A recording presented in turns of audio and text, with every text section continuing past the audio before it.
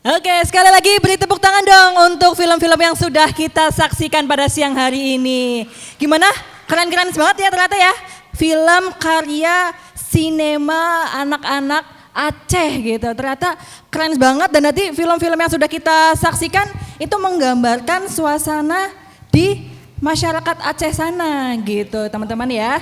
Jadi setelah ini kita akan melanjutkan ke sesi diskusi fokus on berbicara mengenai Aceh teman-teman ya. Bersama narasumber kita ada Mas Ai.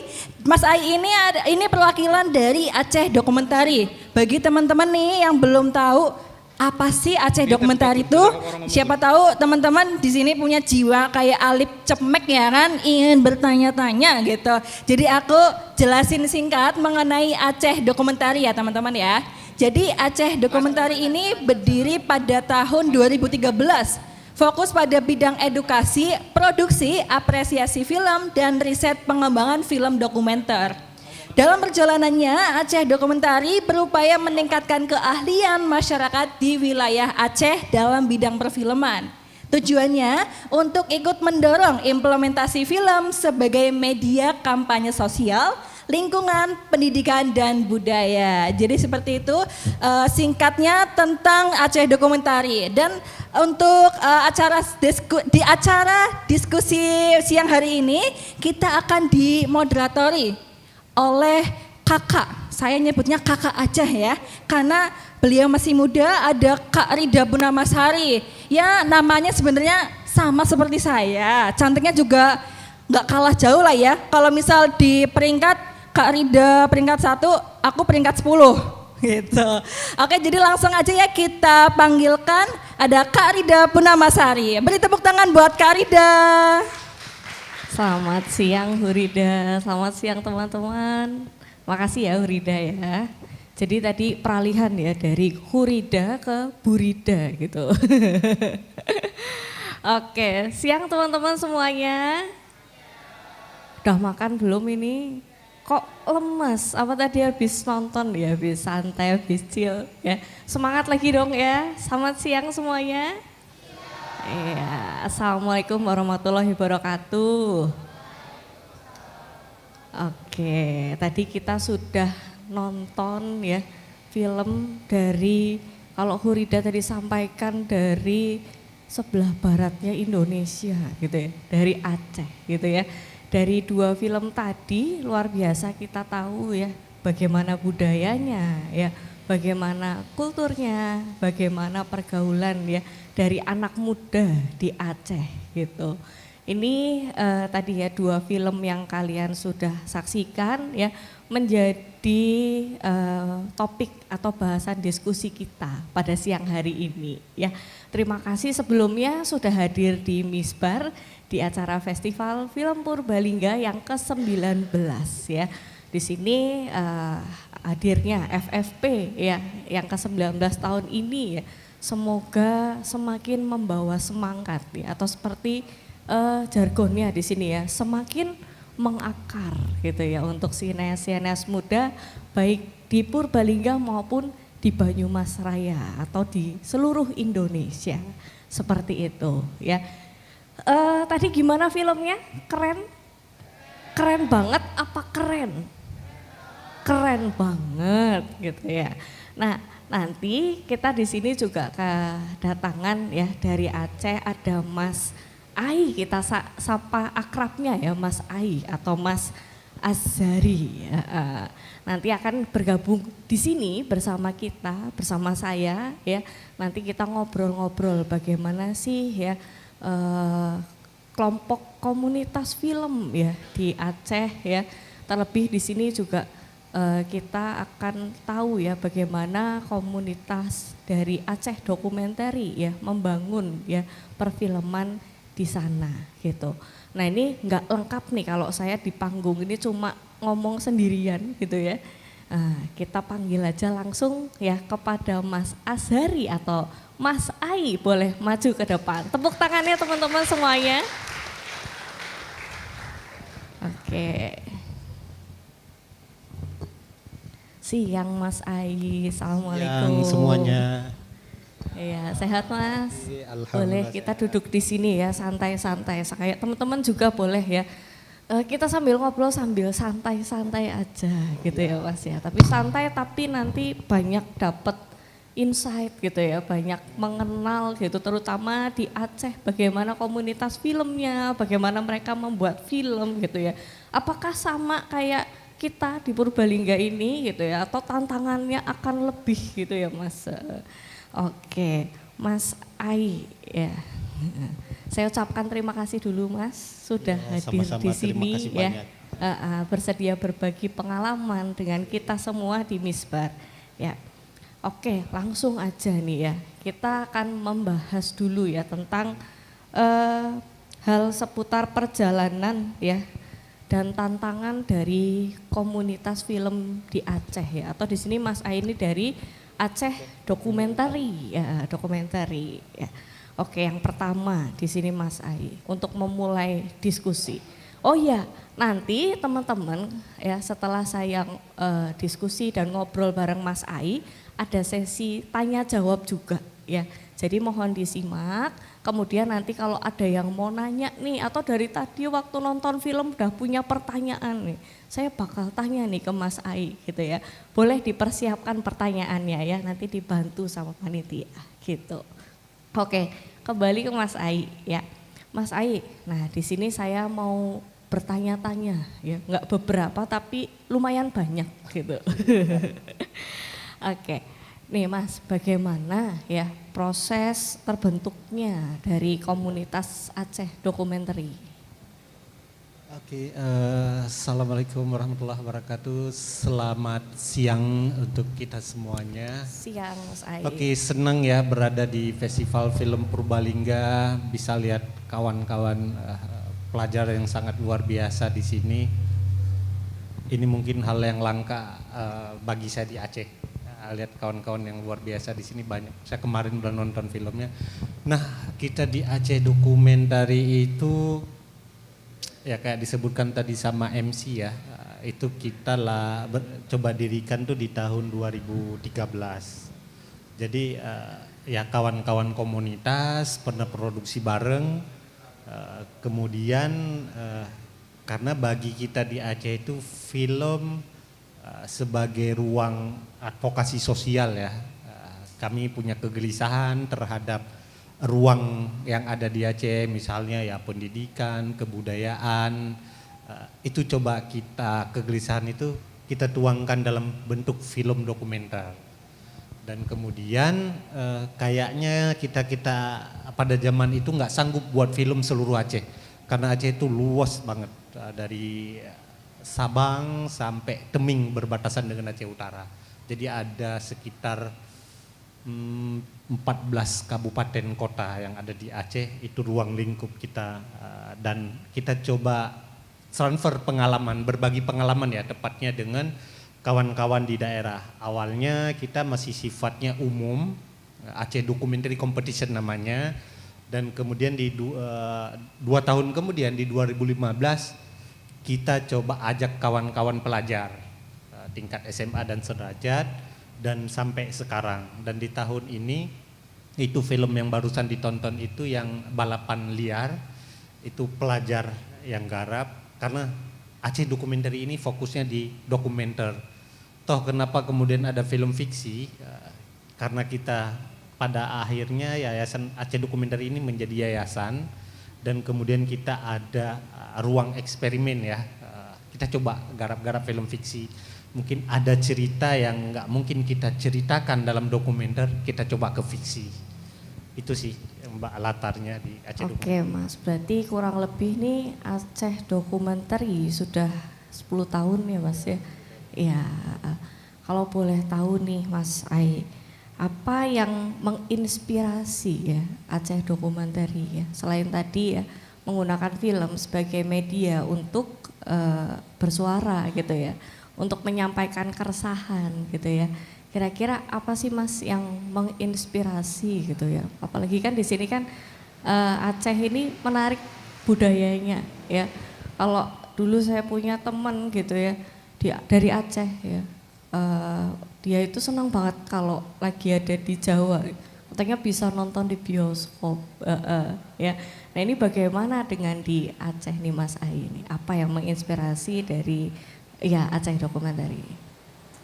Ya apa ya yang menginspirasi kita sebenarnya jujur ya kawan-kawan Aceh Documentary kan saya latar pendidikannya itu di Pulau Jawa, tepatnya di Malang Jawa Timur, dan juga ada 3 orang kita dari Jawa Timur itu kemudian pulang ke Aceh. Sebenarnya latarnya bisa dibilang kecemburuan ya, kok bisa sih di Jawa ada, kenapa kita nggak ada. Kemudian cobalah kita gagas itu dan kita terima karena Aceh di tahun-tahun 2013 itu masih posisi rehab rekon ya, terakhir ya pasca konflik tsunami. Dan di Aceh itu film itu hal baru, apalagi kita nggak punya ruang kayak di sini ada bioskop ya, kita nggak punya, Aceh nggak punya bioskop, itu tenggelam berbarengan dengan tsunami. Dan kemudian ya kami bersyukur ada Festival Film Purbalingga, kita sharing, kami dapat banyak pengalaman. Terus ada kawan-kawan di Jogja, karena mungkin kami basicnya pendidikan di Pulau Jawa, jadi connecting, networking itu terhubung, jadi kami dapat support ya sharing-sharing ilmu pengetahuan dan segala macam. Karena saya bukan basic film ya, dan di Aceh Documentary itu semuanya bukan basic film, ada yang tafsir hadis, kemudian menafsir gambar ya, kemudian ada yang ekonom, sangat beragam lah. Justru angkatan-angkatan selanjutnya alumni Aceh Documentary itu kuliah di film sekarang. Ada yang diisi karena di Sumatera itu yang ada jurusan film cuma di Padang, yang lain nggak, harus ke Pulau Jawa memang. Ya itu ya yang menginspirasi kita. Kita pingin kawan-kawan di daerah lain ya, bukan hanya di Pulau Jawa, tahu bahwa Aceh itu bukan hanya cerita tentang cambuk ya, syariat Islam ya, bukan cerita tentang GAM, bukan cerita tentang konflik, tsunami, terus apalagi ganja ya. Ada cerita lain gitu yang ingin coba kita perlihatkan ke daerah-daerah lain. Jadi ya Aceh sama sih pada umumnya dengan daerah lain, nggak alim-alim amat gitu. Lucu-lucu juga orang di sana beribadahnya, bergaulnya sama dengan di sini gitu. Ya, mabuk juga, tapi mabuknya pakai ganja, nggak minuman, gitu-gitu ya. Itu perbedaan kayak gitu. Iya, itu yang mungkin teman-teman belum tahu ya. Ada yang udah pernah ke Aceh di sini? Ada nggak? Tunjuk tangan coba. Belum ya. Nah, ini kita hari ini banyak tahu nih Mas dari film-filmnya Aceh Documentary sama Mas Ai juga. Terus tadi yang menarik Mas, mungkin dari teman-teman di sini juga ada yang punya keresahan ya. Saya bukan dari basicnya, bukan dari perfilman gitu ya, bukan dari basicnya dari kesenian, tapi pengen bikin film tuh bisa ya Mas ya, bisa. Asal di sini passionnya dibangun terus gitu ya, bikin komunitasnya gitu ya. Kita ketemu sama teman-teman yang satu, kalau anak-anak sekarang bilangnya satu frekuensi ya Mas ya. Maka dengan sendirinya ya apa yang kita punya akan ya berkembang. Kayak tadi yang diceritain Mas Ai.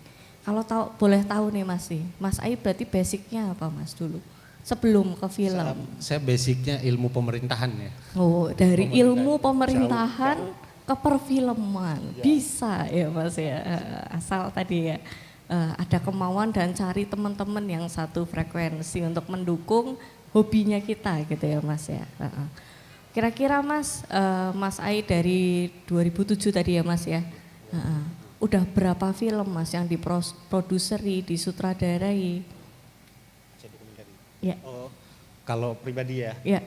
Kalau saya pribadi itu pertama buat film di 2007, terus 2010 sama arek-arek Malang ini ke Aceh buat film tentang, itu film dokumenter pertama kami ya di 2010 malah, menjemput ilmu di sarang peluru, cerita dengan latar konflik. Mungkin dengan kawan-kawan di Jawa buat film itu akan lebih enak, kami akses di sana. Dan kalau saya pribadi sih buat film paling sekitar 20-an ya. Tapi dominan di dokumenter memang, lebih banyak di Memang dokumenter. ini ya spesialnya ada di dokumenter. dokumenter, Ya, oke. Jadi teman-teman kalau di sini udah suka nih bikin film, tinggal cari ya Mas ya. Iya, Saya tuh sukanya di mana sih gitu. Tapi kalau coba-coba ke fiksi gitu boleh nggak sih Mas? Gak apa-apa ya. Ya boleh-boleh aja ya, saya rasa selaku makhluk hidup apapun yang ada di ruang bumi ini kita bisa coba ya. Karena film kan medium ya. Iya. Ya, apapun lah kita bisa coba mumpung Apapun masih hidup. dicoba aja gitu ya Iya, Mas iya. ya. Oke Mas Ai, luar biasa. Ya, kemudian di sini Mas Ai, tadi Mas Ai juga sempat sama saya ngobrol dulu gitu ya. Iya. Kalau di Aceh itu tadi satu nggak ada bioskop dan lain-lain gitu kan. Ini kan pasti jadi tantangan buat komunitas Aceh Dokumentari sendiri gitu ya, untuk memperkenalkan perfilman di ya di kalangan anak muda di Aceh gitu ya Mas ya. Apalagi mereka jarang nonton bioskop gitu. Mereka berarti tahu film dari Aceh dokumenter. Aceh Dokumentari sendiri, pemutaran gitu ya. Terus kadang ke mana Mas? Keluar daerah Aceh dulu gitu ya, Ya, untuk ke Medan, kalau ke di Aceh dekat Medan, ke Medan ya. untuk nonton film Ya, ya. gitu ya. Nah ini pasti jadi tantangan tersendiri. Ini saya mau tahu lagi Mas tentang program-program yang sudah dilaksanakan oleh Aceh Dokumentari ya. Apa aja inisiatifnya ya? Apa saja yang sudah dilakukan Aceh Dokumentari untuk ada di kancah perfilman di Indonesia? Ya. Oke, mungkin agak berbeda sedikit karena kami di sana itu kan nggak banyak orang paham film ya. Kami jadi kesadaran itu harus jemput, datang ke sekolah. Saya rasa di sini tuh kesadaran film itu lebih tinggi. Dan ya, kalau di Aceh Dokumentari itu kita karena sifatnya kompetisi ya, jadi kawan-kawan pelajar itu mengirim idenya ke kita, kemudian kita pilih dan kita saring dan kita produksi nanti ide ceritanya. Dan itu nggak banyak, paling setahun yang ngirim ada 15, 20, kadang tahun besoknya udah berkurang. Jadi karena kesadaran film itu di sana lebih ke medsos sukanya mungkin ya, konten-konten kreator kayak gitu, nggak banyak. Padahal di sana itu ada SMK memang jurusan film. Di sana rata-rata sekolah memang belum punya eskul, dan kami juga ya harus bekerja keras, kayak harus buat ruang kayak festival juga, ruang pemutaran setelah produksi harus mutar sendiri, kadang-kadang juga harus nonton sendiri, ya gitu-gitu prosesnya. Karena dan hambatan-hambatan nggak begitu banyak ya, karena belum familiar. Dan akhirnya juga kami turun ke kampung-kampung. Nah, justru responnya lebih banyak di perkampungan ketimbang yang di pusat kota Banda Aceh ya. Karena di sana nggak punya hiburan ya. Ya ketika kami datang ya mereka sangat senang. Ada orang-orang jualan, terus orang-orang nonton, bawa anak-anaknya. Kayaknya seumur hidupnya itu mereka nggak punya hiburan. Jadi pagi kerja, pulang malam, ya udah gitu-gitu aja rutinitasnya. Paling ke warkop gitu. Saya nggak tahu, kebayang di masa konflik hidupnya, pasca konflik juga kayak gitu. Jadi ya bagi-bagi yang punya duit dia akan ke Medan, tapi bagi yang nggak ada ya udah gitu aja kehidupannya sehari-hari. Ya justru sangat berbeda ya dengan suasana sini, banyak akses segala macam. Dan kami belajar banyak ya di FLC kemarin, sama Basbo ngajak lihat kawan-kawan guru-guru di sini. Ya kami akan coba mungkin hal-hal yang kayak gitu, karena Aceh itu baru kenal film itu di pasca tsunami lah, NGO kan masuk. Jadi banyak ngajak fixer dari Aceh, kemudian fixer ini NGO pulang, fixer ini kemudian coba niru. Mulailah produksi film. Dan notabene memang penonton di kita itu jarang yang fiksi, karena Aceh Dokumenter sendiri dokumenter ya. Kecuali ada kerjasama misalnya dengan Purbalingga kita putar film, atau dengan KPK baru ada film-film fiksi yang coba kita putar.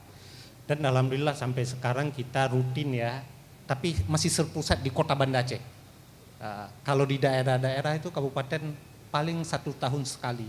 Banyak memang yang minta ya tiap bulan mungkin putar, kita nggak sanggup karena terbatas SDM tadi.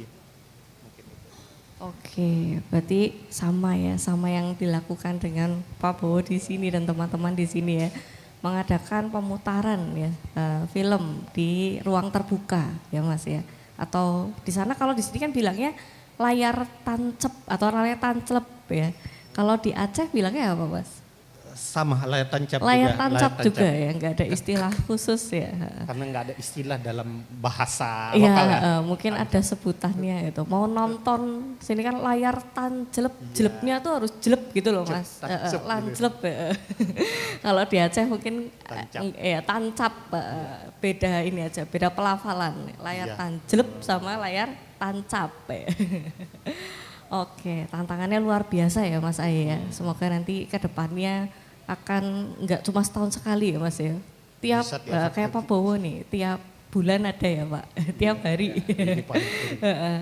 Oke, ya lanjut Mas, masih tentang tantangan yang dihadapi oleh Aceh Documentary ya.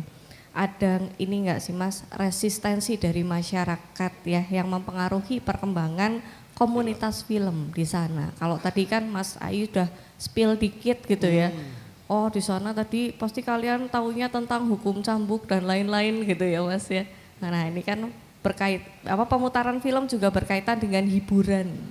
Nah ketika ada pemutaran gitu ya, pernah nggak sih ada resistensi dari masyarakat dan lain-lain? Oke, respon mungkin ya. Resistensi Mas, penolakan mungkin atau apa gitu? Nah di Aceh sendiri itu nggak begitu banyak komunitas ya.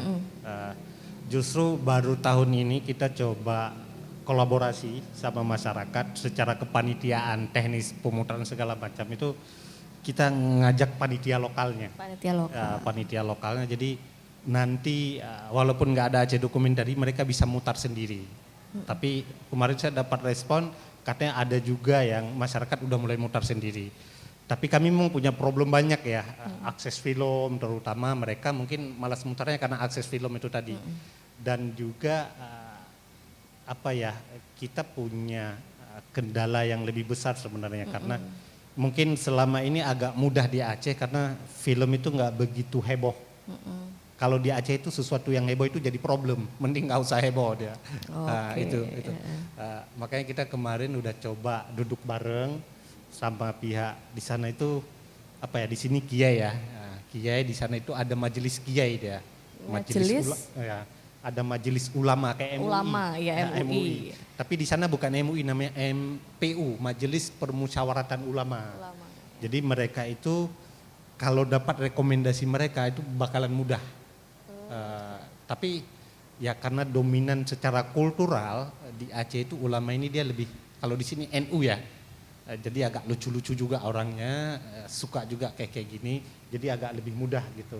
Dan selama ini bentrok itu dengan mereka. Kayak di sana musik agak sulit proses pengurusin izinnya, terus kayak seni rupa juga nggak begitu familiar di ruang publik. Makanya kalau ke Aceh nanti akan sangat monoton ya, kotanya, tata letaknya kan sangat monoton, berbeda banget dengan di sini. Jadi respon masyarakat kalau dalam konteks film kita lumayan ya, sangat aman, sangat support masyarakatnya. Kami nggak tahu nih ke depan, untuk sementara ini ya kami sangat bergairah ya untuk coba ya jangan tahun sekali, bisa 5 bulan sekali lah pemutaran di tiap daerah. Dengan adanya komunitas pastinya akan membawa perubahan yang besar ya Mas ya, nanti untuk ke depannya. Oke, kemudian Mas tadi kan kita udah lihat ya ada 2 film ya, judulnya yang satu terpaksa liar gitu. Itu kan juga termasuk gambaran gitu ya dari kondisi di Aceh gitu kan. Isu-isu apa yang remaja ini lagi konsumsi gitu ya. Mereka menyampaikan melalui film gitu. Nah, di sini Mas biasanya ya ketika Aceh Documentary ini mendapatkan ide dari teman-teman pelajar gitu ya maupun teman-teman perfilman untuk membuat film lagi ya. Isu-isu apa yang sering menjadi sorotan nih dalam karya mereka? Apakah budaya ataukah ekonomi atau malah justru kritik terhadap pemerintah? Ya sangat beragam ya. Rata-rata memang karena kami itu diskusinya ngedorong lebih kegelisahan ya. Karena bagi kita itu film dokumenter itu nggak bisa kita garap kalau kita nggak punya kegelisahan. Jadi kawan-kawan pelajar sana ya cerita yang dekat dengan mereka memang. Ya cerita kebudayaan, kuliner, tentang di sana kan patriarki lumayan ya. Jadi perempuan tuh harus bisa masak. Jadi kalau nggak ada bisa masak itu beban psikologis.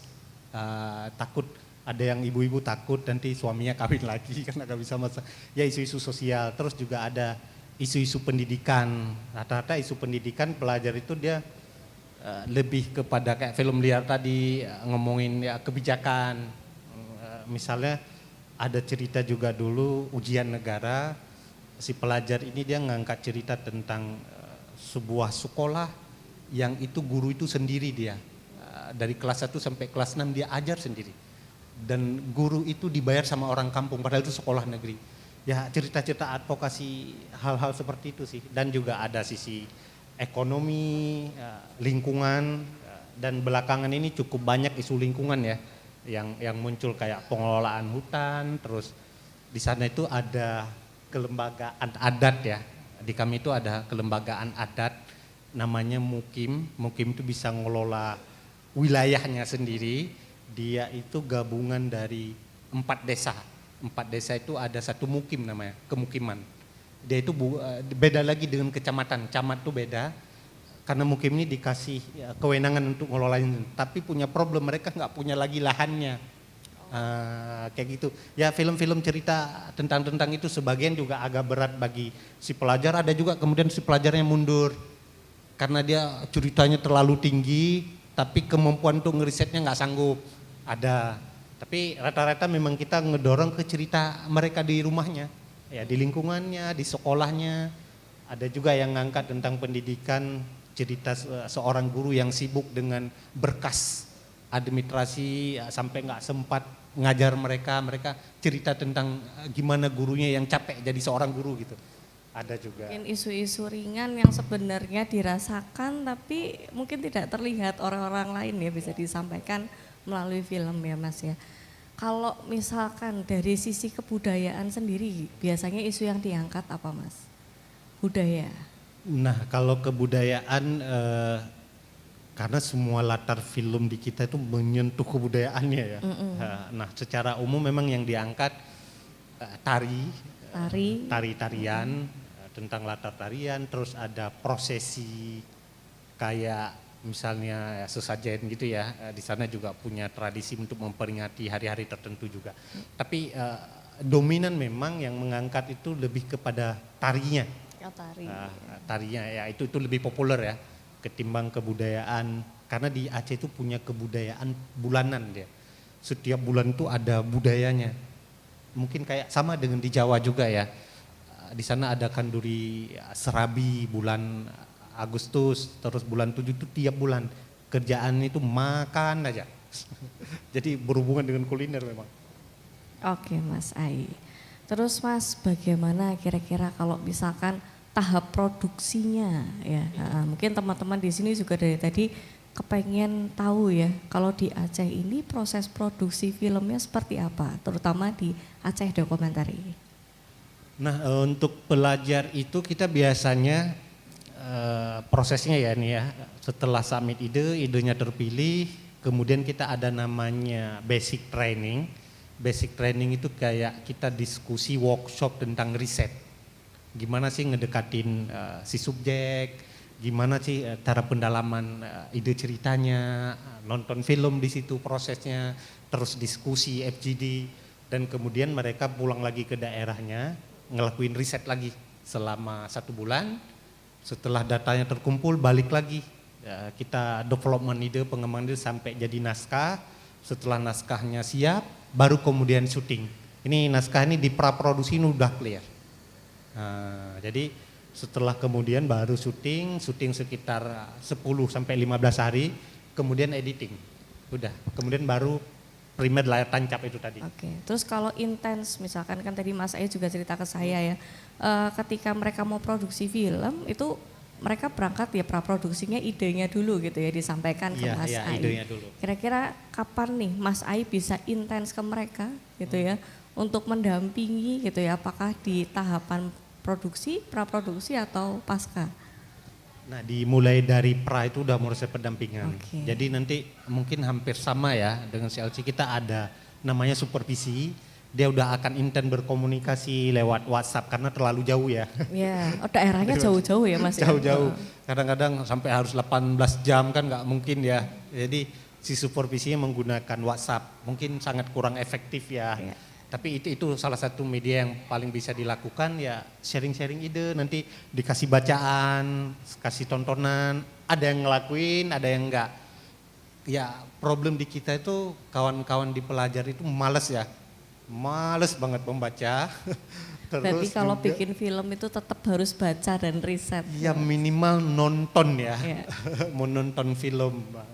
Nonton, Itu bisa baca, lagi. dan riset. Ada pengalaman yang unik nggak? Kayak tadi kan Mas Ayu mendampingi para sineas di Aceh gitu kan. Susah nih karena jauh-jauh gitu ya, harus video call ya dan lain-lain ya. Ada nggak sih Mas pengalaman yang unik di film apa itu? Pengalamannya lebih ke personal mereka ya. Jadi nggak semua orang tua di sana itu nyetujuin anaknya buat film. Oke. Jadi ada peristiwa. Masih bingung mungkin ya Mas nih. Iya. Apa sih Malah gitu lagi karena mereka syuting, tidak mengalami. Ada peristiwa itu lagi syuting, ibunya datang. Protes kok anaknya dibawa ke hutan gitu. Nggak cuma pas lagi tadi balapan ya Mas ya, Iya, samperin sama orang tuanya, tapi bikin film juga. Ini anak Iya. kemana gitu. Iya. Karena kan syaratnya salah satu di kita itu harus izin orang tua. Oke. Mungkin si pelajar ini dia pingin buat film tapi takut orang tuanya nggak ngasih. Nah, itu problemnya. Ada juga yang kemudian problem ya si sutradaranya tinggal sendiri, kawannya pergi. Iya. Ada juga yang problem yang dia suka ide itu tapi takut. Kayak si balapan liar ini dia takut dia sama polisi. Makanya banyak gambar yang nggak dia dapat. Nggak tahu dia punya trauma apa, wis kita ngikutin dia maunya kayak mana. Jadi banyak adegan yang seharusnya dia dapatin, tapi karena takut polisi dia lari duluan si sutradaranya. Takut banget dia sama polisi, nggak mau ketahuan dia ditangkap gitu. Oke, tadi selain baca, selain nonton film gitu ya Mas ya, dalam bikin film ini jangan lupa ya kalau syuting teman-teman pelajar di sini ya izin dulu sama Bapak Ibu gitu ya, jangan bilang mah pa mau main ya, tapi mau bikin film ya. Ceritain filmnya apa, pasti diizinkan ya Mas. Iya. Oke, luar biasa Mas Ai ya. Terakhir Mas ya, saya mau tanya ya sebelum nanti kita beralih ke teman-teman. Pasti teman-teman ini udah pada ini nih senyum-senyum nih Mbak yang baju merah udah senyum-senyum kayaknya mau nanya nih ya. Ya, terakhir nih Mas untuk Mas Ai. Apa aja sih Mas ya program atau rencana ke depan yang dimiliki oleh Aceh Documentary ya, bagaimana nih Aceh Documentary kira-kira menerawang gitu ya ke depannya. Nah kami sejak berdiri jadi yayasan itu di 2014 awalnya kan nggak terpikir ya kami akan kemana, pokoknya buat film wes advokasi putar udah gitu. Dan pelan-pelan kami ada Aceh Documentary Competition, itu programnya umum, ada pemuda desa, bebas lah mahasiswa, terus ada program pelajar, dan kemudian ada namanya Aceh Documentary Forum, nonton dan diskusi, itu umum. Terus kemudian juga ada Aceh Film Festival, itu biasanya 2 tahun sekali, dan kemudian juga kita namanya ada Adok Lab, karena kita punya problem SDM penulisan skenario. Jadi kita buat juga kelas dan juga itu ada program Gampong Film layar tancap ke daerah-daerah. Terus ya itu sih untuk sementara, dan ke depan kita pingin nyoba ya sebenarnya yang dilakukan sama Mas Bo dan kawan-kawan di Purbalingga ini, karena kita belakangan tuh hanya ngedidik pelajar, begitu pelajar keluar selesai dari sekolahnya, jadi adik-adiknya itu nggak sempat lagi belajar film. Jadi kita udah mulai coba nerawang ke depan tuh ngedidik gurunya juga. Jadi kami belajar banyak, jangan sampai ngulangin masalah yang sama dengan yang dilakukan FLC. Ya mudah-mudahan bisa terlaksana di kedepannya. Amin ya, semoga nanti bisa gencar lagi ya Mas ya, nggak cuma setahun sekali tapi mungkin hampir tiap bulan nih ya mengadakan pemutaran, dan karya-karya teman-teman di Aceh juga semakin banyak, antusiasnya semakin meningkat ya. Oke Mas Ai, Kira-kira nih Mas, tadi kan Mas saya menyebutkan ya ada program-program dari Aceh Documentary.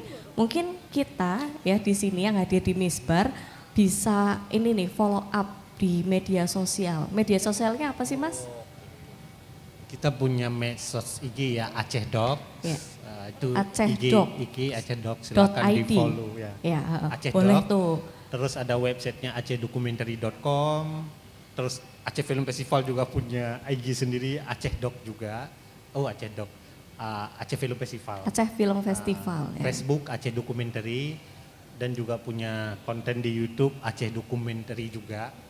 Itu bisa diakses Bisa lah diakses, ya. Itu pengen ya. tahu lebih. Mungkin Instagramnya dulu bisa di follow ya, ini kan teman-teman lagi pegang handphone semua gitu.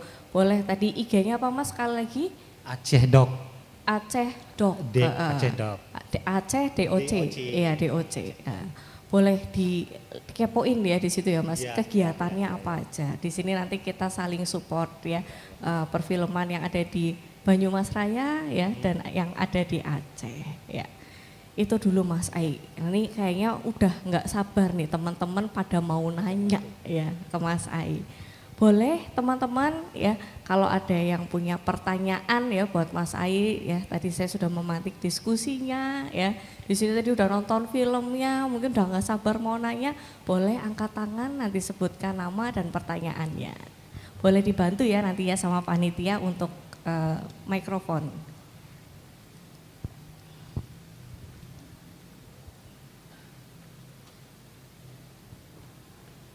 Oh ini yang depan ini, mbak baju merah nih udah, tadi udah senyum-senyum. Oh yang belakang dulu, sebentar ya mbak ya. Silahkan Mas, namanya dari mana? Assalamualaikum warahmatullahi wabarakatuh. Waalaikumsalam warahmatullahi wabarakatuh. Perkenalkan nama saya Manaf Hari Pranata dari SMA Negeri 1 Patamara. Panggilannya Mas siapa Mas? Mas Manaf. Mas? Manaf. Manaf ya.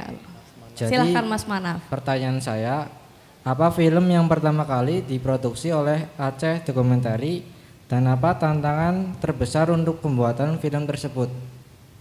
Oke, langsung dijawab aja lah ya Mas ya. Silahkan Mas Ai ya, apa Oke. tantangannya dan apa Tadi- film pertama yang dibuat sama Aceh Documentary? Oke, makasih Mas Manaf. Manaf ya, Iya. kayak nama gubernur Aceh Gam Iya. itu. Apa Mudakir Manaf. Saya juga tadi ingat sesuatu Sudah. gitu ya, Mas Manaf ya. Gubernur Aceh itu dari Gam namanya Mudakir Manaf, panggilnya Bang Manaf. Oke, Mas terima Manaf. kasih Mas Manaf. Film pertama Aceh Documentary itu ada 5 film. Ya tantangan terbesar kita alat. Kita nggak punya komputer editing, kita nggak punya kamera, nggak punya apapun, kosong bless. Itu tantangannya ya. Akhirnya kita minjem dari kawan-kawan, dari wartawan yang punya kamera, kita minjem. Ada yang rusak sampai nggak sanggup bayar kita, sampai tunda pembayarannya. Itu di tahun-tahun 2013. Itu ada 4 film, ada film Perempuan Kopi, terus ada film Cut Nyadin di Salah Sirong, itu cerita tentang perempuan penghalau gajah. Terus kemudian ada Mablen Bidan Desa ya, di sebuah kepulauan yang nggak ada akses kesehatan. Terus ada tentang kuliner Aceh, Kabar Baik di Dapur Ade, nama kulinernya itu Ade. Terus ada film satu lagi saya lali ada 5 film total keseluruhannya di tahun itu. Ya itu tantangannya Mas. Waktu itu belum punya alat sama sekali kita, hanya punya semangat aja. Tapi walaupun minjem pun banyak yang ngasih minjem, yang namanya rusak ya harus diganti ya.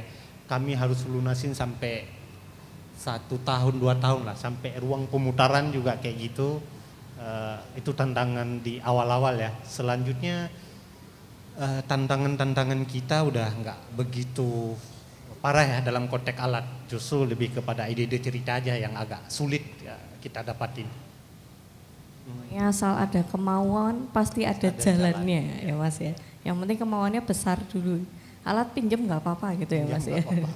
Memang bikin film itu mahal banget ya. Hurida ngerasain juga ya Hurida ya. Oke, mana pada pertanyaan lagi atau cukup? Cukup Mbak. Cukup ya, terima kasih ya. Boleh ke yang selanjutnya ini Mbak, baju merah di depan Mas. Ya.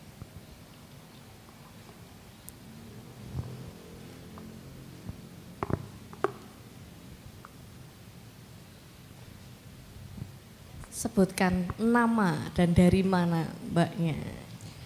Assalamualaikum warahmatullahi wabarakatuh. Waalaikumsalam warahmatullahi wabarakatuh. Selamat siang Mas Ai.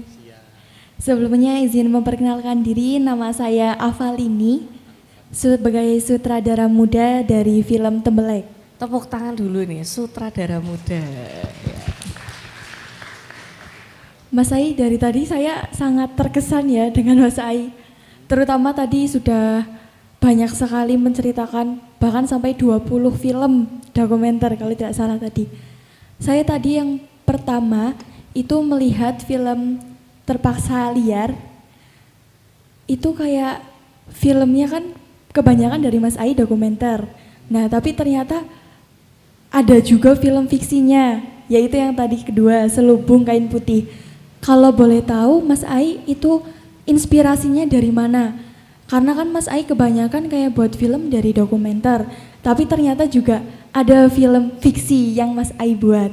Kemudian yang kedua, tadi film Selubung Kain Putih itu bagus banget, bagus banget.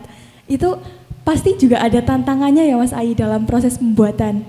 Kalau boleh tahu itu tantangan yang dihadapi Mas Ai apa saja, sehingga juga itu jadi film yang sangat menarik sekali beneran. Terus yang ketiga terakhir, Mas Ai dari banyaknya film yang telah dibuat, tadi kalau nggak salah ada sekitar 20, itu Mas Ai paling terkesan membuat film dokumenter yang mana dan alasannya kenapa? Seperti itu, terima kasih. Ya, terima kasih. Boleh langsung dijawab sama Mas Ai. Banyak kan tanya tantangan ya Mas ya. Tantangan-tantangan ya. Banyak tantangan-tantangan juga. Ya. Makasih Mbak Alfatani. Kita tadi 20 itu film pribadi ya. Kalau Aceh dokumenter itu ada 200-an lebih lah. Yang itu pelajar sutradaranya. Saya nggak ngebuat filmnya, hanya bantu ya sharing-sharing pengalaman aja dengan kawan-kawan. Mereka yang nyutradarai sendiri kayak Balapan Liar. Mereka yang menyutradarai sendiri, tentu mereka punya banyak pengalaman, ini film pertama mereka.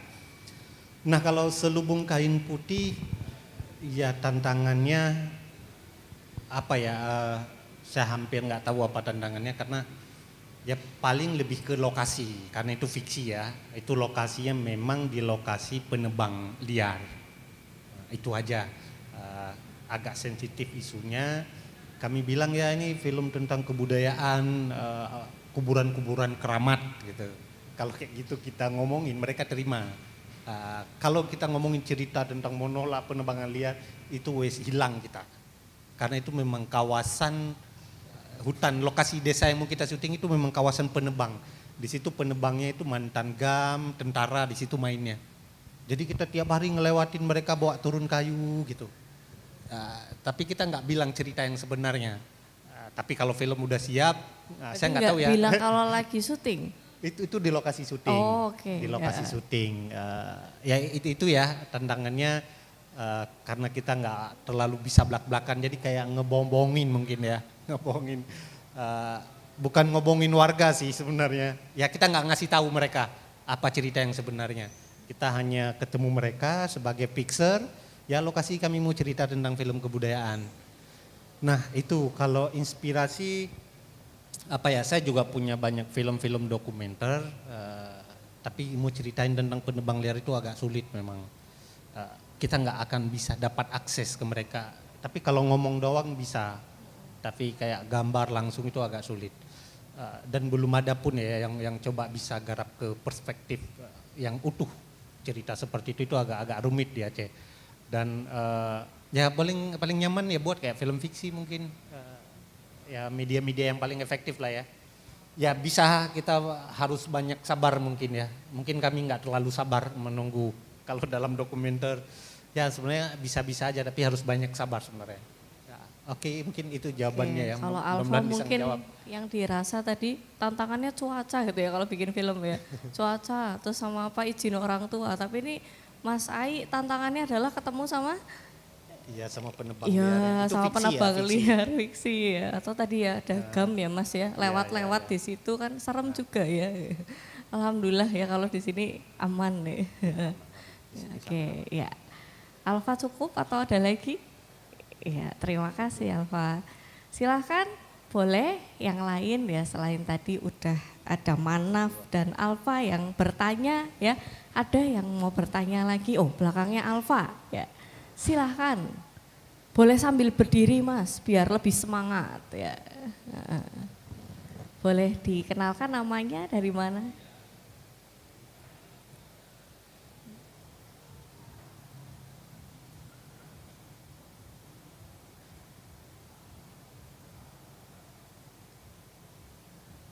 Oke.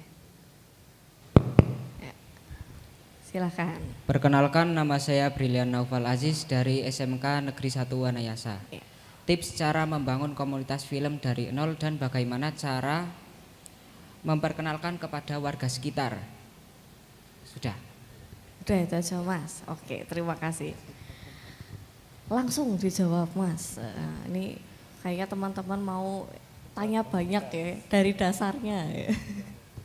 Silakan Mas. Oke Mas Brili ya. Oke Mas Brili. Saya nggak tahu tip apa ya. Tapi ini pengalaman kami. Yang namanya komunitas ya, kami pingin buat film tapi kami nggak punya alat, ya udah berkomunitas lah. Karena ada yang punya kamera, terus ada yang punya tripod, ada yang punya lighting, makanya kita berkomunitas itu. Ya sesederhana itu ya. Tapi punya satu selera yang sama, saya pingin buat sesuatu gitu, apakah itu kegelisahan dia atau pingin mencari estetikanya ya, macam-macam lah kebutuhannya itu. Ya berkomunitas sebenarnya bergotong royong, punya keterbatasan masing-masing, keterbatasan itu digabungin. Tapi dalam perspektif si A punya apa, kemudian digabungin jadi klub, udah syuting. Sesederhana itu ya. Atau mau fokus ke pemutaran, kayak gitu kan banyak ya di film, atau fokus apa di wilayah kajian, yang suka kajian ya, sesederhana itu. Itu pengalaman kami. Saya nggak punya tip gimana ngedirin komunitas. Kalau menurut negara mungkin kita harus daftar legalitas hukum. Mungkin kalau boleh dirangkumkan berangkat dari kemauan diri sendiri ya, harus mengetahui dulu saya tuh sukanya apa sih, saya suka dokumenter gitu ya. Cari topik-topik tentang itu, isu apa yang bisa diangkat, kemudian cari teman-temannya ya Mas ya, yang bisa mendukung apa yang mau kita buat sehingga nanti jadi karya yang maksimal gitu ya Mas ya. Oke, Brian, ada lagi, boleh loh. Gak cuma satu, boleh loh. Sudah cukup. Oh sudah cukup ya, terima kasih. Ya. Boleh Mas satu lagi atau ada dua lagi panitia? Boleh banyak ya? Oke, silahkan Mas, dari mana, namanya siapa? Perkenalkan, nama saya Raffi Sarfadilah dari sebagai sutradara muda dari film Penebas dari SMA Negeri 1 Kejobong. Oke, silakan. Izin bertanya Kak, berkaitan hal menarik dari kutipan Kakak berkaitan salah satu tujuan dari dibentuknya Aceh Dokumentari sebagai film sarana advokasi. Sedangkan di sana mohon maaf Kak, tidak ada bioskop atau event-event tentang film sebagai sarana advokasi. Apalagi tadi saya lihat memang film yang dibuat berkaitan dengan realitas sosial atau bisa dibilang untuk sindiran untuk pemerintah. Ada cara lain Kak buat tercapainya tujuan itu, dan menurut Kakak selaku pembuat film sudah tersampaikan atau belum ke pihak-pihak terkait dengan isu-isu yang sedang diangkat? Terima kasih. Oke, terima silakan, kasih. Mas siapa tadi namanya? Mas Fadil. Fadli. Mas Fadli. Oke ya. Nah, advokasi yang saya maksud tadi itu ya, buat film impactnya ke si subjek ya, ke si subjek filmnya. Nah, ya kita akan terus apa ya, istilah kita itu bersiasat ya. Kita nggak langsung dobrak gitu, nggak. Awal-awal memang kami percaya bahwa film itu bisa merubah. Itu di awal-awal mungkin saking polosnya, lagi semangatnya ya. Tapi film nggak bisa menjadi Tuhan ya bisa merubah apapun enggak, tapi dia bisa memberi dampak. Itu yang kemudian keyakinan kami berubah, bahwa ya kami buat film terus mendiskusikan itu. Biasanya yang kami lakukan setelah film itu jadi, kita distribusi di namanya Aceh Documentary Forum, kaji, ngundang stakeholder terkait, ayo wis kita diskusikan nih, ini ada problem nih isu pendidikan, ya kadang-kadang ada yang terselesaikan, ada yang enggak gitu. Itu yang bisa kami lakukan seperti itu ya. Terus terkait tidak adanya ruang bioskop, sebenarnya tidak ada aturan yang melarang ya di Aceh itu boleh tidak adanya bioskop. Terus juga orang juga nggak berani karena bioskop itu impactnya dia memang problem konflik ya. Sebenarnya yang membuat itu problem konflik bukan karena syariat Islam. Nah syariat Islam ini hanya memperparah aja mungkin ya. Kemudian dia jadi kayak kambing hitam karena cara orang menafsir syariat Islam di sana itu beda-beda. Kami dari komunitas beda lagi gitu. Dan kami baru kemarin selesai membahas adanya regulasi untuk film di Aceh ya, terkait semuanya sampai bioskop. Kami baru duduk kemarin sama kiai-kiai di sana dan baru ketemu titik temunya. Kami juga nggak tahu itu kapan akan itu terwujud, tapi minimal sudah clear lah. Dulu masyarakat di Aceh itu selalu takut sama fatwa-fatwa mereka, tapi kemarin mereka sudah welcome dan mereka sangat dukung ini didorong. Ada regulasi tersendiri ya, makanya kita di Aceh itu juga nggak begitu leluasa produksi konten apapun. Paling ya ada yang produksi film FFI di 2000 ya kalau nggak salah ya di 2021, cerita tentang Aceh Undercover. Ya film berhasil diproduksi di sana, tapi ya hanya bisa tayang di luar Aceh, nggak bisa tayang di Aceh. Hal-hal seperti itu banyak problem. Ada juga kemudian film di 2007 itu Angin Badeba, kemudian sutradaranya itu DPO. Padahal ceritanya cerita sederhana, cerita tentang ya menuju perdamaian lah. Ceritanya tentang konflik tentara dan GAM, TNI dan GAM. Tapi ceritanya ya dua belah pihak ditunjukkan dengan hal yang sangat positif lah. Tapi sutradaranya DPO. Jadi karena belum ada aturan itu, ya film hanya jadi ruang setelah dibuat kita diskusi. Oh ini mampu kita diskusikan, kita diskusikan. Misalnya kita juga pertimbangkan terhadap subjeknya, si subjek ya. Misalnya kemarin ada film tentang minor di Aceh, itu film tentang kawan-kawan dari minoritas ya, yang dia Katolik. Keluarganya itu kita nggak putar di ruang publik karena kita pikirin juga problem subjeknya agak sensitif, tapi kita putar di ruang-ruang yang warganya itu menerima, jadi belum sebebas itu juga. Tapi bagi masyarakat Aceh itu kalau orang Aceh itu kalau orang luar datang itu no problem, tapi kalau bagi orang Aceh yang lain itu problem. Nah, gitu kira-kira gambarannya ya tentang kondisi di Aceh. Dan kita sampai sekarang ya terus masih menjadikan itu sebagai ruang advokasi, tapi tidak menjadikan dia bahwa itu jalan satu-satunya di awal ya. Tapi pada akhirnya kami sadar bahwa film itu bukan dewa, bukan Tuhan yang bisa merubah apapun, tapi dia bisa punya dampak. Dan kami juga percaya itu nggak pesimis. Dan itu yang terus kami lakukan putar di daerah-daerah ya, alhamdulillah ya, sampai sekarang kami masih aman-aman aja. Oke, Mas Fadli, masih ada pertanyaan lagi nggak? Boleh kalau misalkan masih ada yang dirasa perlu ditanyakan, ya kembali ditanyakan lagi nggak apa-apa Mas Fadli? Cukup? Oke, ya kita ke penanya selanjutnya dari ujung sana dulu ya Mas ya, yang baju krem. Berarti ini menarik banget ya Mas ya. Sekali lagi berarti tidak adanya ya bioskop pemutaran film itu bukan karena regulasi dari pemerintah ya, tapi memang dari stigma masyarakat sendiri ya. Oke. Silahkan Mas, namanya dan dari mana? Ya, perkenalkan nama saya Banu Al-Rosin dari Sinema 2 SMA Negeri 2 Purwokerto. Di sini saya izin untuk bertanya kepada Mas Ai. Kan di Aceh ini terkenal dengan syariat Islam yang cukup ketat dan hukum-hukumnya. Kemudian di saat ingin membuat film yang menyimpang yang maksudnya menyenggol dengan hal-hal yang menyimpang seperti itu, apakah syariat Islam dan hukum yang cukup ketat ini berpengaruh terhadap kebebasan berekspresi sutradara muda di sana? Terima kasih. Ya, mungkin bukan film menyimpang ya Mas ya, tapi film tentang yang mengajarkan moral gitu ya. Tapi kan kadang ada contohnya dulu. Itu gimana tuh di Aceh Mas? Sampai sekarang belum ya. Kami masih bisa, ya bagi kami syariat Islam itu no problem ya. Nggak ada masalah mungkin di Aceh ya.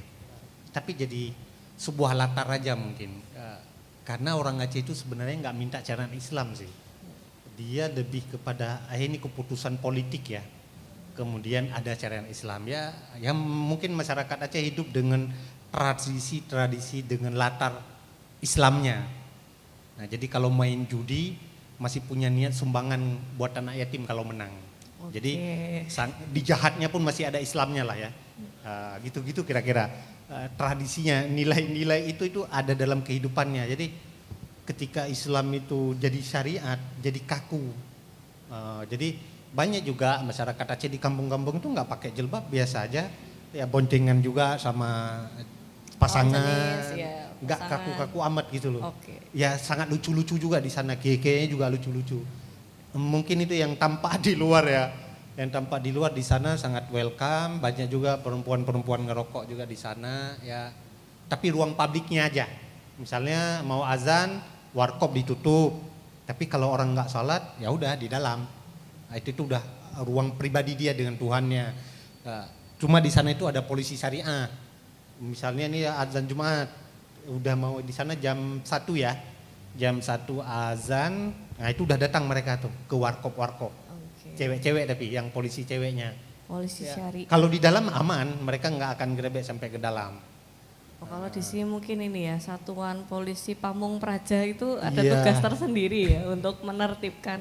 Iya, kayak Satpol Kalau- PP ya. Iya, di Satpol sini. PP kalau di sini Mas. Gitu. Ya itu sih kita belum ada yang menantang ya, malah film dianggap di sana itu jadi ruang, ya kita membahasakan bagi keke di sana itu ruang dakwah lah.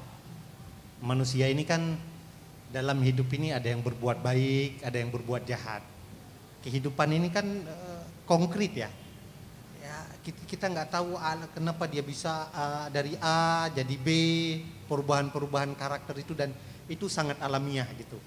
Dan mereka terima cerita-cerita yang mungkin belum ada ya, cerita-cerita yang sampai menyinggung antar aliran keagamaan itu enggak. Misalnya kayak cerita tentang film minor yang saya bilang tadi, kita nggak putar di ruang publik.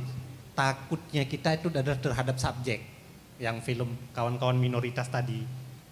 Ya maksudnya dia di ruang publik masih aman-aman aja, dia yang non muslim, dia Protestan, dia jualan, terus yang beli juga muslim. Nah kalau film ini diputar di ruang-ruang kayak gitu, kami takut ada yang politisir, jadi kami nggak putar itu. Jadi mereka lagi aman-aman, yang sampai film ini jadi bumerang bagi kehidupan mereka. Ada yang menggoreng dan segala macam. Dan kami melihat itu menjadi mitigasi gitu. Jadi bagi kami itu ya nggak semuanya itu bisa ditonton terlalu bebas di Aceh. Karena masyarakatnya ini rentan dipolitisir ya. Bagi kami ya udah kami nggak putar. Nah, ya itu kayak tadi film Angin Badeba yang sutradaranya jadi DPO, macam-macam lah. Akhirnya secara moral kan harus pertimbangin juga subjek. Di tahun ini juga ada film satu si pelajar, dia ngangkat tentang sebuah NGO besar di Aceh yang bergerak di bidang lingkungan. Nah NGO ini kalau film ini beredar, itu bakalan nuntut si sutradaranya. Jadi kami skip dulu, jadi ya bisa aja sutradaranya dihajar nanti. Jadi kami perlu membuat mitigasi-mitigasi. Ya kami harus pintar-pintar bersiasat lah dengan suasana kontek-kontek keadaan masyarakat yang keadaan di Aceh yang sekarang. Walaupun ya kami bisa-bisa aja melawan, tapi kami kan masih terlalu muda. Kalau CLC itu udah kuliah, kami ini masih pelajar nih. Jadi pelajar harus dewasa ya, sebelum saatnya itu harus pelajar dewasa kami dengan kondisi-kondisi kami. Oke. Cukup Mas? Cukup. Iya. Ini antusias banget nih Mas, udah sampai 5 penanya ya. Saya buka satu lagi ya. Betul. Tadi ada yang mau tanya ya, Mas Kaos Abu, namanya siapa Mas? Oke, Assalamualaikum warahmatullahi wabarakatuh. Waalaikumsalam warahmatullahi wabarakatuh. Izin memperkenalkan diri, nama saya Reka Herabang Sinatria dari SMK Negeri 1 Kemangkon. Di sini saya ingin bertanya kepada Mas Ai. Tadi saya ada statement yang menarik nih dari Mas Ai bahwa tidak ada basic dari film. Nah, saya ingin bertanya motivasi apakah teori motivasi itu ada dua ya Mas Ai, motivasi internal sama eksternal. Nah, motivasi apakah yang membuat Mas Ai ini terjun dalam dunia perfilman? Nah, gitu aja mungkin. Semoga ini dapat menginspirasi teman-teman semua ya yang mungkin ingin ikut dalam pembuatan film atau dari teman-teman sutradara yang mungkin dapat menginspirasi lah dari pembuatan. Oke. Terima kasih. Wassalamualaikum warahmatullahi wabarakatuh. Waalaikumsalam warahmatullahi wabarakatuh. Terima kasih Reka. Tadi motivasi harus dua ya Reka, internal dan eksternal gitu. Ya, silahkan Mas Ai dijawab ya. Motivasinya apa Mas? Kalau motivasi pribadi ya, saya dulu sebenarnya pengen jadi aktor ya. Kami dulu waktu kecil itu di Aceh itu selalu nonton film India. Jadi India itu sangat dekat sekali dengan kehidupan masyarakat kami di Aceh. Jadi tontonan ya film India. Kalau dulu saya karakter yang saya suka itu Hrithik Roshan ya, zaman-zaman saya itu tahun 90. India ya Mas ya? India. Tapi Dari jadi film aktor. India. Tapi saya nggak paham di mana harus belajar film, itu tuh nggak paham. Belajar teater pun juga ada di daerah saya tuh di Biren. Dan kemudian kuliah di Malang, ketemu kawan-kawan, ya udah nimbrung ya udah garap dokumenter karena itu nyambung sama passion saya ya, karena saya di bidang sosial, saya suka film isu-isu ya sosial, ya film yang bisa mengadvokasi. Saya suka yang namanya manusia ya, manusia kan unik-unik ya, kalau ada 1 miliar bagi saya itu 1 miliar itu unik, ada yang karakternya begini, begitu, kenapa dia bisa begini, bisa begitu. Nah, itu yang kemudian saya mencoba menjadiin ya film sebagai alat nafsu bagi saya ya, untuk menuangkan nafsu saya suka seperti ini, saya akan buat seperti itu. Dan nafsu itu harus saya coba kompromikan dengan ruang-ruang sosial. Makanya saya bilang tadi bahwa film sebagai ruang advokasi, karena saya mencoba menjadikan film sebagai alat nafsu saya untuk memuaskan pikiran, rasa saya. Kalau eksternal ya, karena kawan-kawan di Malang ya, kawan-kawan di Malang banyak yang ya saya nggak paham apa-apa, boleh nimbrung, boleh gabung. Awal-awalnya jadi manajer lokasi, karena saya tahu wilayah di Aceh.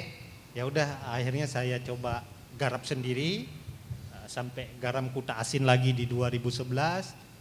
Kemudian mitra saya Jamaluddin di Malang juga kuliah adileting. Kemudian kami pulang ke Aceh, waktu itu juga belum selesai. Akhirnya ya udah, karena kawan-kawan lingkungan saya sangat mensupport. Itu faktor eksternal ya, artinya ada rasa yang sama untuk kita menuju satu titik itu. Mungkin itu jawabannya, mudah-mudahan kejawab ya. Ya, oke. Satu lagi nih Mas, untuk menutup diskusi kita hari ini ya, pesan untuk sineas muda ya, khususnya ini sekarang ada di Purbalingga ya, apa nih Mas dari Aceh Documentary? Oke ya, pesan saya bukan pesan ya, mungkin saya Ya, mungkin ini closing statement lah Mas, dari Mas Ai kira-kira untuk menyemangati. Saya pertama mengucapin terima kasih, saya bisa dengan nonton film ini saya tahu Purbalingga. Ya kawan-kawan di Purbalingga itu harus terus produksi film ya.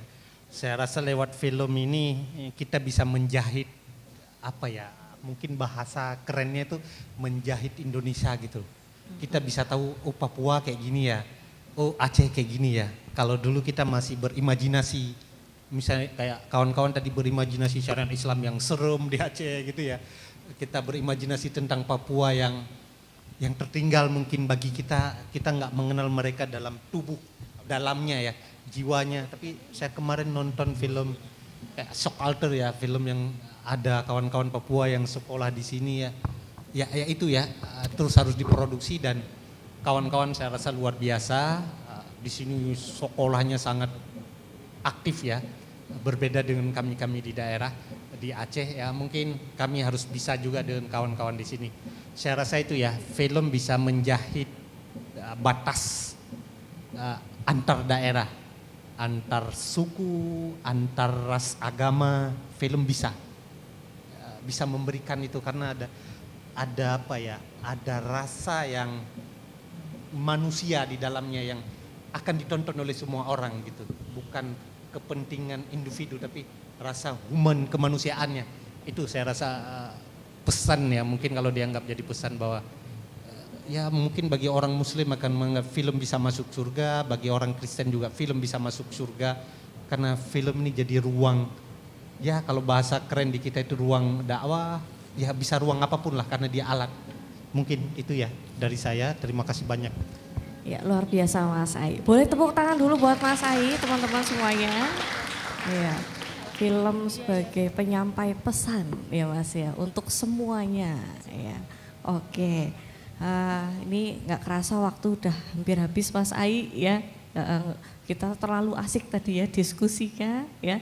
Sebelum mengakhiri acara, di sini kami mengucapkan terima kasih banyak kepada Mas Ai dan komunitas Aceh Documentary atas waktu dan pemikirannya yang telah dibagikan kepada kami.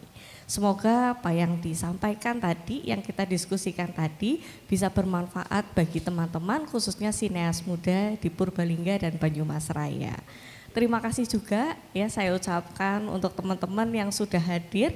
Semoga acara ini bisa membawa manfaat dan mendorong teman-teman sineas muda semua untuk berkarya, mengembangkan dunia film, khususnya mungkin tadi ya dari Aceh Documentary, film dokumenter ya di Indonesia.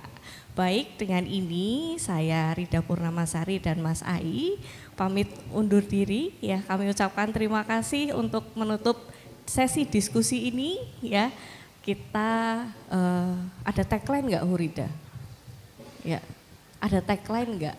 Tagline ada. Ada. Kalau Ayo misal, kita tagline dulu oke, dong, kita serukan bareng-bareng ya. Jadi Ya. kalau misal saya serukan ya, Ya. Festival Film Purbalingga, teman-teman jawabnya karena sinema untuk semua. Oke, gitu. yuk bareng-bareng ya kita tutup diskusi ini dengan tagline. Yuk, Oke. boleh dipimpin sama Hurida. Teriakannya kenceng ya teman-teman sampai kedengeran di Aceh. Oke. Oke, langsung aja ya teman-teman. Festival Film Purbalingga karena sinema untuk semua. Oke. Baik, kami tutup sesi diskusi siang ini. Wassalamualaikum warahmatullahi wabarakatuh. Saya kembalikan lagi ke Hurida.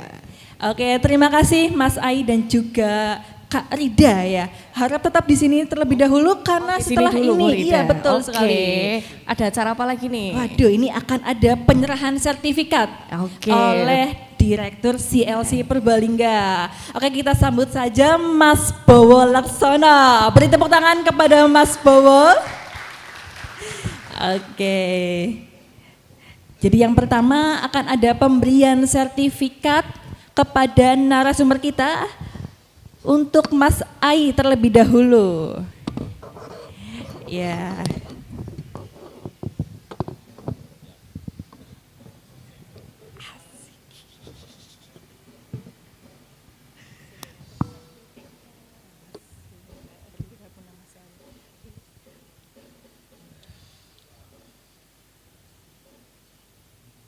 Oke, terima kasih Mas Ai dan setelahnya akan diberikan kepada moderator kita ada Kak Rida Purnamasari. Kayak nyebut nama saya sendiri ya ini ya sebenarnya.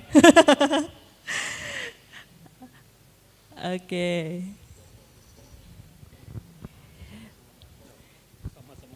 Iya, masih ya. Saya Rida juga sebenarnya kalau di rumah dipanggilnya Rida. Cuma kalau di sini panggilnya Hurida. Iya. Oke, terima kasih Mas Bowo Laksono dan terima kasih juga Mas Ai dan Kak Rida. Sudah sharing-sharing mengenai Aceh Documentary ya tadi seputar Aceh, bagaimana sih lingkungannya, budayanya, dan juga masyarakatnya. Oke, tapi sebelum itu kita sesi foto bersama dulu bersama Mas Bowo, Mas Ai juga dan Kak Rida di sini ya depan teman-teman gitu. Supaya nanti muka-muka cantik ganteng kalian terpampang ya di Instagram Festival Film Purbalingga. Jadi jangan lupa follow juga Instagramnya Festival Film Purbalingga dan juga Instagramnya Aceh Doc juga tadi ya teman-teman ya. Oke, sudah siap Mas fotografer? Oke, 1, 2, 3. Oke, sekali lagi. 1, 2, 3. Oke, mantap. Oke, terima kasih ya teman-teman. Terima kasih sudah hadir pada acara sesi kedua kali ini. Tentunya juga terima kasih kepada Mas Ai yang sudah sharing-sharing ya tadi mengenai Aceh. Tadi sudah tahu ya tadi lingkungannya gimana, budayanya gimana, masyarakatnya gimana. Jadi tahu loh perekosisteman perfilman di Aceh seperti apa kan ternyata beda dengan yang ada di Banyumas atau di Jawa gitu. Tapi barangkali teman-teman yang mau kolaborasi ya dengan sineas ada di Aceh, boleh kan ya Mas Ai ya? Jadi langsung aja setelah ini barangkali mau diskusi dengan Mas Ai, langsung terus meluncur ke Aceh, boleh gitu. Tadi yang sudah dikatakan juga oleh Mas Ai, masyarakat di Aceh lucu-lucu kok, nggak seserem hukum cambuknya. Gitu. Oke, tentunya terima kasih teman-teman yang sudah hadir pada acara Focus On di hari kedua pada hari ini.